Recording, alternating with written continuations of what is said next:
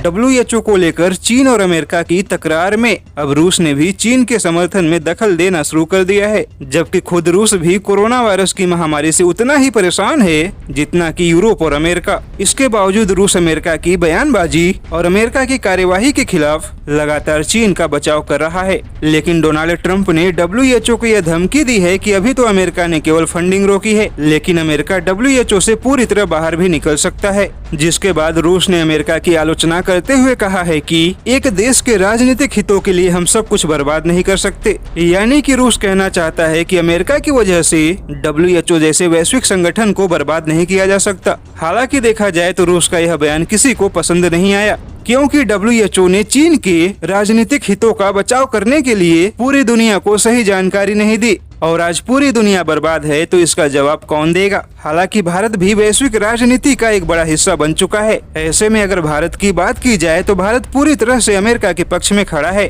लेकिन इसी के साथ भारत ने पूरी दुनिया को चौंकाने वाला और दुनिया के हित में एक बड़ा फैसला लिया है। दरअसल भारत ने 52 देशों को मलेरिया की दवा हाइड्रोक्सीक्लोरोक्विन की मदद भेजने के बाद अब भारत लैटिन अमेरिकी देश और अफ्रीकी देशों को बहुत बड़े पैमाने पर कोरोना से लड़ने के लिए अनुदान सहायता भेजने वाला है। और भारत जो भी सहायता भेजने वाला है उसके आंकड़े बहुत ही हैरान करने वाले हैं। दरअसल भारत इस अनुदान सहायता के तहत 45 करोड़ हाइड्रोक्सीक्लोरोक्विन टैबलेट और 154 करोड़ पैरासीटामोल टैबलेट की सहायता देगा। इस फैसले के बाद भारत के विदेश मंत्रालय ने कहा है कि अगर कॉमर्शियल और अनुदान सहायता को एक साथ मिला दिया जाए तो भारत ने करीब 133 देशों की सहायता की है, जो कि सहायता के मामले में चीन और अमेरिका से भी कहीं आगे है। हालांकि भारत की इस कोशिश को अफ्रीका और लैटिन अमेरिकी देशों में अपनी पकड़ को मजबूत करने के तौर पर भी देखा जा रहा है, क्योंकि अभी तक इन क्षेत्रों में चीन की पकड़ मजबूत थी और भारत इस सहायता के जरिए चीन को अफ्रीका और लैटिन अमेरिकी देशों में भी कड़ा टक्कर देने की तैयारी कर रहा है।